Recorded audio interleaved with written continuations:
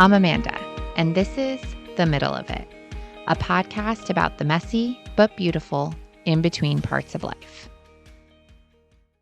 Happy New Year!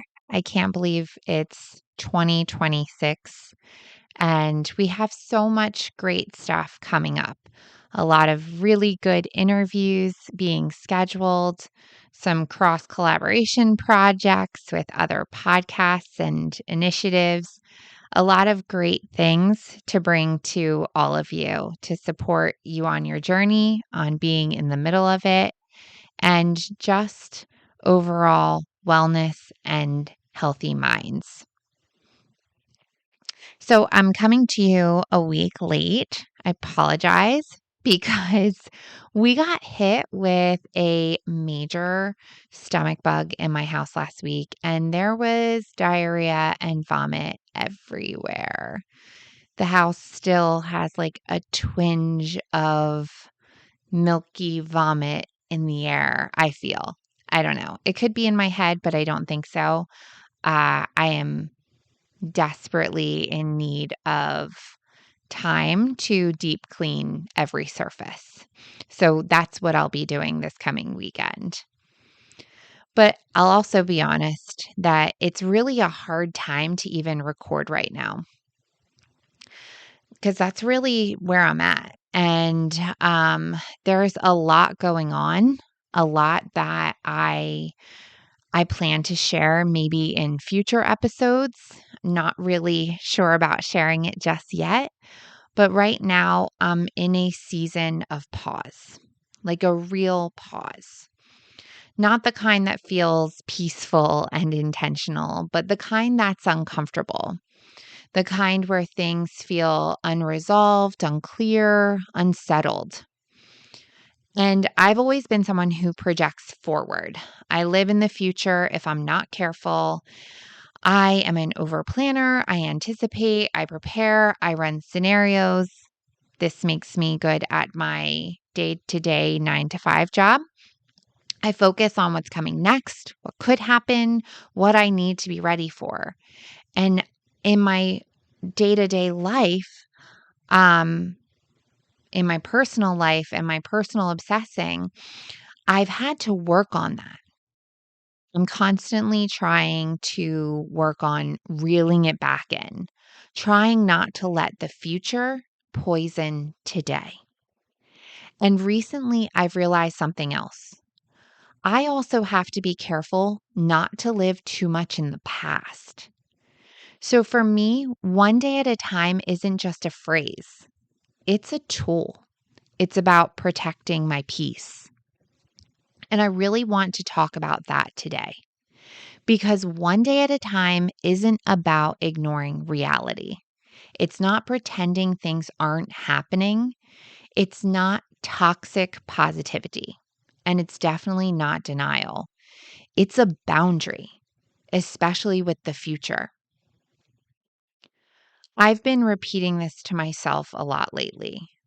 The future is not allowed to steal today's joy because it will if you let it.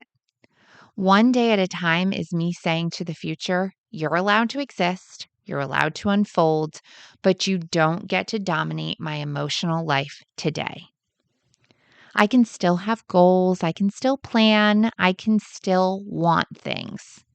I just don't live there emotionally. You don't feel the emotions of things that haven't happened yet. You don't suffer in advance. You don't grieve futures that are still theoretical. And that's a really important distinction.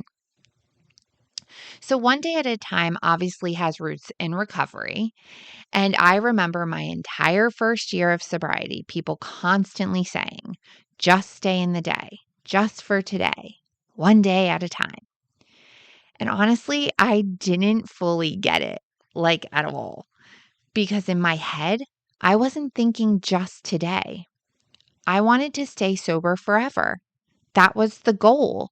That was the vision and what people talked about. That was kind of the point. So when people said just for today, I'd think, okay, today. and tomorrow and the day after and next year, it felt incomplete. It felt so small, almost dismissive. And then something happened. I hit a year sober. I woke up that morning, went to a meeting, and someone asked me, "So, how'd you do it?" And without even thinking, I said, "One day at a time." And it hit me in that moment. Even when I was projecting, even when I was living in the future, even when my brain was racing ahead, the only thing I could actually do anything about was today. Every change I made, every choice happened in the moment. You don't change tomorrow today. You don't change next year today. You change this moment. And sure, there are certain changes that can be gradual, they can be repetitive, it can even be like a series of small decisions that compound. But it still always comes back to that one choice today. In sobriety, that looks like just for today, I will not take a drink. But it doesn't stop there. Just for today, I'll eat foods that nourish my body. I'll drink my water. Just for today, I'll move my body. I'll meditate for 10 minutes. I'll go to bed earlier. Just for today, I'll speak kindly to myself. And the beauty of just for today is that it's manageable. Because let's be real, most of us don't start habits thinking, I'm going to do this perfectly for the rest of my life. And sobriety, let me be clear, is not a habit. It is a way of life. But life happens. You get sick, your kids get sick, your entire house gets a stomach bug like mine did this past weekend. Things shift. And one day at a time gives you permission to stay engaged without burning yourself out on perfection. Sometimes it's not even one day at a time. Sometimes it's 1 hour at a time. Sometimes 1 minute, especially in those hard seasons. When something heavy lands in your life, a death, an illness, a job loss, devastating news, sometimes it's not about making it through the day. Sometimes it's about making it through the next minute. And you tell yourself, I can do this for 1 minute, and then another, and another. And it works. This tool isn't just for people in crisis, though. It applies to parenting. We're taking this one day at a time, especially with teenagers. With relationships, we're focusing and working on our relationship one day at a time.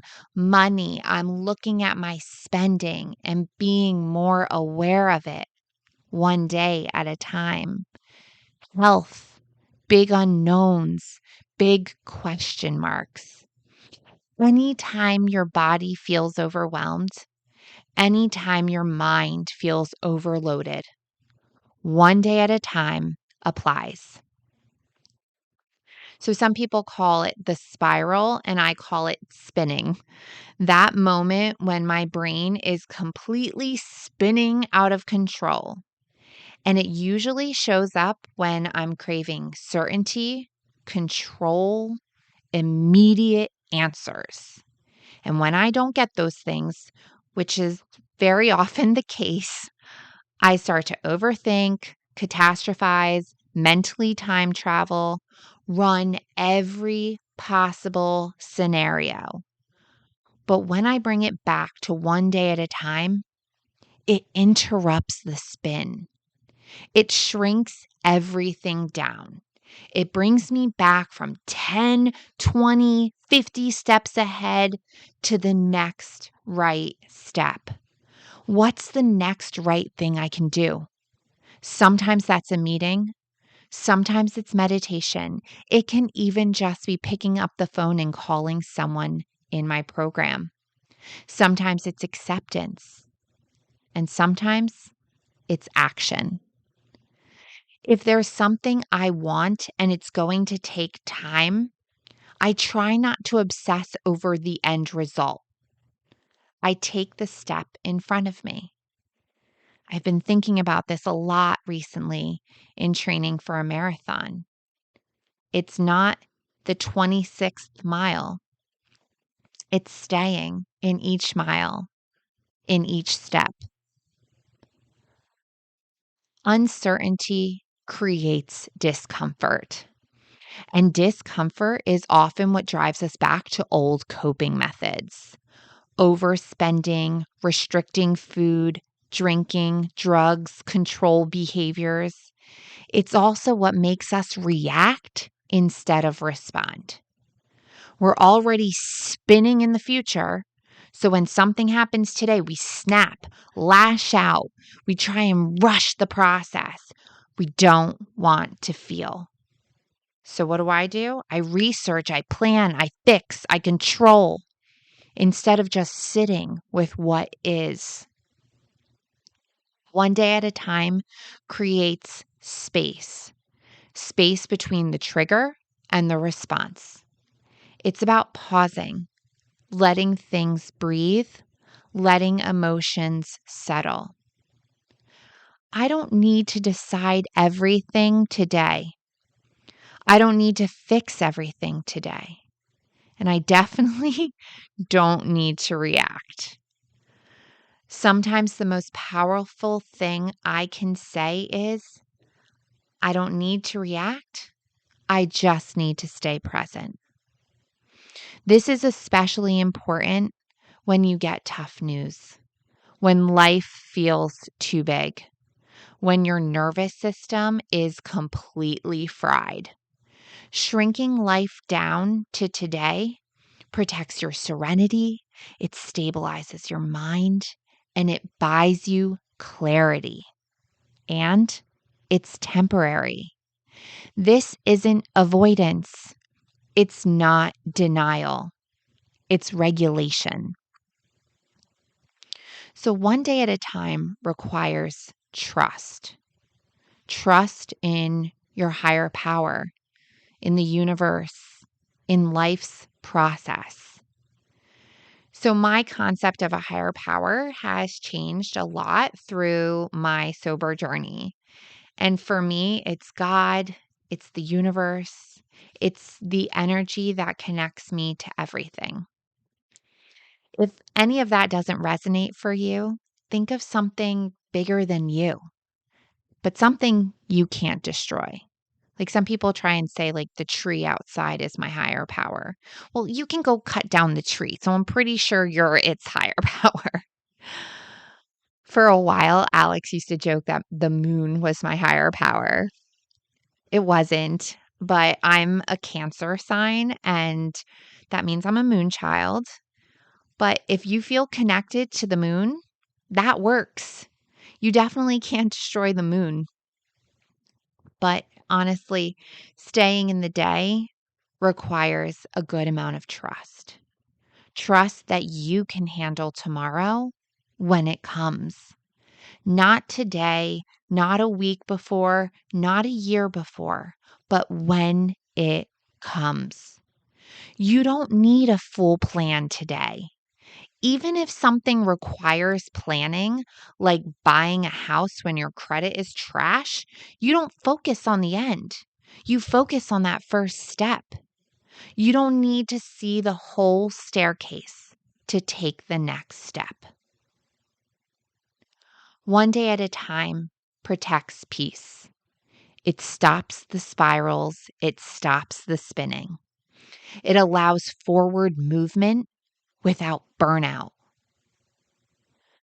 So I'll leave you with this. What would feel lighter if you only focused on today? What can you put in a box, like write it down literally and put it in a box or in your mind metaphorically, and leave for another day? What are you carrying forward with you every day that hasn't even happened yet? This isn't running away from life. It's staying grounded enough to live it. You don't have to carry tomorrow today. And today is just where you're supposed to be. Until next time, keep going.